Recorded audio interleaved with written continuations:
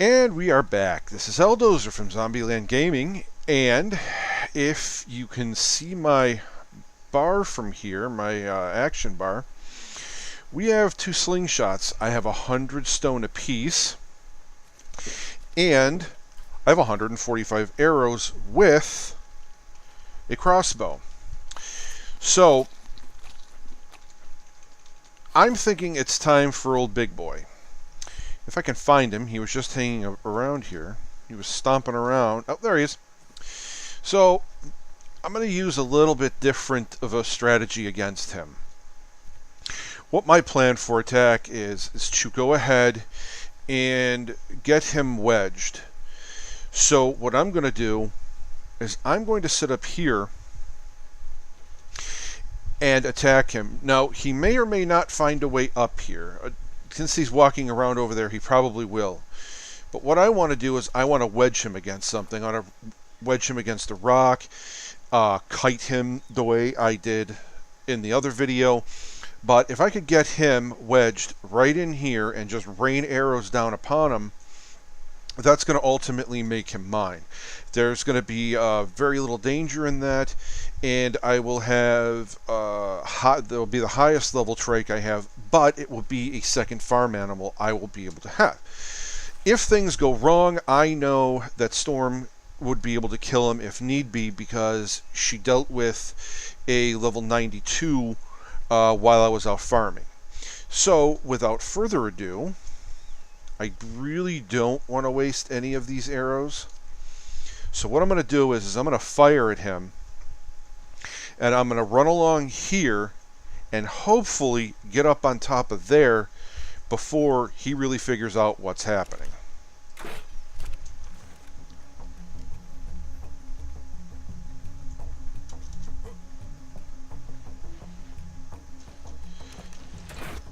And it seems like it has worked.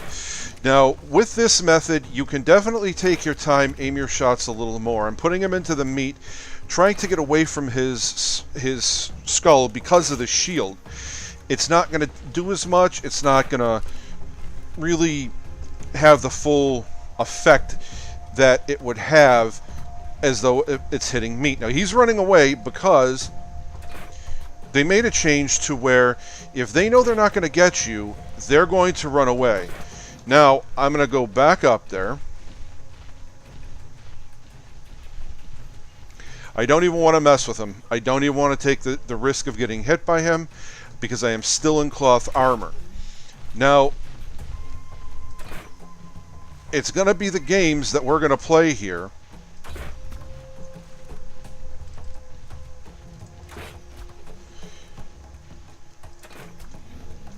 And he is down. So, it would appear that second time he decided to run from me, it was because he was under the effect of the tranks, and it was not to lure me down.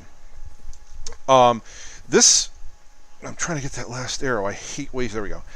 I absolutely hate wasting stuff like that, especially if I can get it back. Now, he's close to my base, which I'm happy about, because he's going to take a little while to tame. But you can use this method on Rexes, on Brontos. I know that you can use it on Gigas. I have not done a whole lot with Gigas. The last single-player game that I played with, I actually built a metal doorway cage. And if you're familiar with that, you know what I mean. If not, I will eventually be getting to that and showing you. But in essence, what you do is you make the metal dino doors, and you set, you can do it a couple of different ways. You can use 5 or 6. You can set one up in front, and then one on either side kind of fanned out, and then 2 more kind of making like a little tunnel, and then you kite the Giga in, and you make sure that his attention is obviously to the front of the cage, and then drop the last cage in behind him. Or it's the same thing, only with 5. You just have to be careful how you maneuver. But that is a long time off. But as far as these Brontos that are over here, when the time comes, if they're still over there, this is definitely not going to be usable. Their heads poke up pretty far. I do know that you can, because I have, tame them against, if you can see it all the way down there, that cliff. But again, I have not really gone after heavy dinos like this with the system of them running away. I tamed all of my big dinos when they were willing to try to rip your face off because you were harassing them. So I could do something like kite them over to here. As you can see, there's a Bronto over there, and mix him up in the stone. Or if I was lucky enough, get a good enough lead with some headshots, keep kiting, and bring them over to Stone Island there and get them wrapped up. But again, it's as long as those two are apart, I definitely don't want to try to tame two of them. And it's going to take a little bit of magic. I mean, I have some options. I could do it down there. I could do it over in here. I could do it over there, or try it out over there. So it's part of the reason that I like the South, is that if you're creative, you can definitely be rewarded for it. But we got Big Boy down. He's been messing with me ever since I started up here, and he is now belonging to me, and my two girls are now going to have a mate, and we'll be getting some Trike eggs. So I did a little bit more work over here. This is all stone. The flooring is all stone. I expanded out like I said I was going to.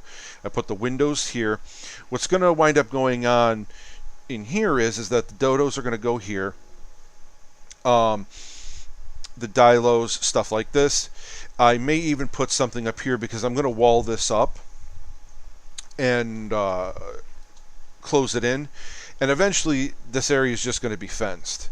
So I wanted to add a little bit of a creative touch to it as to where the dinos were going to be and stuff, but it's just going to be piece by piece, and it's coming along now that I can harvest stone in mass. So I'm going to go ahead, tame him up, and get him as part of the tribe. And if you like what you see, please subscribe and like. Please come back, check out my other videos, and continue to watch this series.